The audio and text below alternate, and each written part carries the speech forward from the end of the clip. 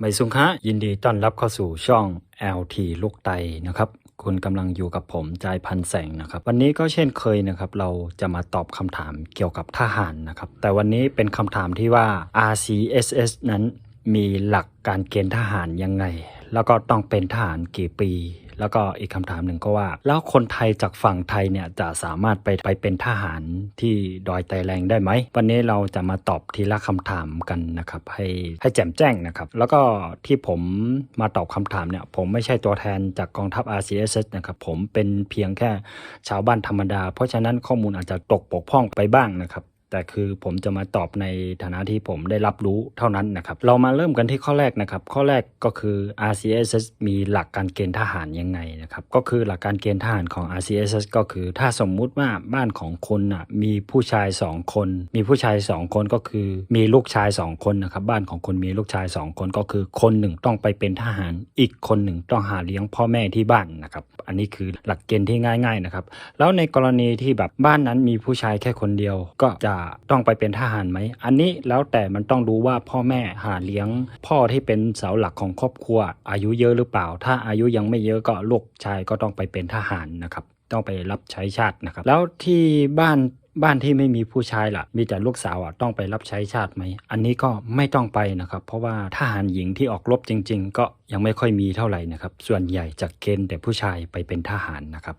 แล้วทีนี้คำถามอีกคำถามหนึ่งก็ว่าจะต้องไปเป็นทหารกี่ปีนะครับก็คือหลักการเกณฑ์ทหารของ RCSS นั้นจะมีอยู่2หลักนะครับหลักแรกเขาเรียกว่าทหารเกณฑ์หลักที่2ก็คือทหารประจำนะครับก็คือคล้ายๆแบบไทยนะครับแต่ผมไม่ค่อยรู้ว่าไทยเขาเกณฑ์กันยังไงแต่ถ้าหลักของคนไทยใหญ่นั้นสมมุติว่าคุณเป็นทหารเกณฑ์เขาไปเกณฑ์คุณมาใช่ไหมครับก็อยู่5ปีถ้าจบแล้วก็สามารถไปหาเลี้ยงพ่อแม่ไปใช้ชีวิตธรรมดาได้นะครับอันนี้เขาเรียกว่าทหารเกณฑ์ทหารสมัครหรือว่าทหารสมัครถ้าภาษาไทยใหญ่ก็คือล่อนนะครับทหารล่อนก็คืออันเนี้ยคุณไปสมัครเป็นตลอดชีพตลอดชีวิตนะครับคุณไปอันนี้คือคุณไปสมัครเองตลอดชีพตลอดชีวิตนะครับอันนี้คือก็คือตั้งแต่อายุคุณเท่าไหร่ก็ว่าไปจนถึงคุณปลดเกษียณนะครับก็คืออันนี้ทหารเขาเรียกว่าทหารสมัครทหารที่เราไปสมัครเองนะครับแล้วข้อดีข้อเสียมันต่างกันยังไงกับทหารสองกลุ่มนี้ระหว่างทหารเกณฑ์กับทหารสมัครนะครับก็คือทหารเกณฑ์เนี่ยคุณไปเป็นแค่5ปีถึงแม้ว่าคุณจะมีความสามารถคุณจะมีความรู้ความเก่งในด้านอื่นๆคุณก็ไม่มีสิทธิ์ได้ไต่เต้าขึ้นเป็นเลื่อนคุณจะไม่มีวันได้เลื่อนยศนะครับถ้าสมมุติว่าคุณก็เป็นแค่ทหารเกณฑ์เวลาเขาไปสู้รบก็ต้องไปสู้รบถึงแม้ว่าคุณจะมีความรู้ด้านภาษาอังกฤษด้านการต่างๆคุณก็ไม่มีวันเลื่อนตำแหน่งนะครับส่วนไอ้คนที่เป็นทหารสมัครเนี่ยส่วนใหญ่เขาก็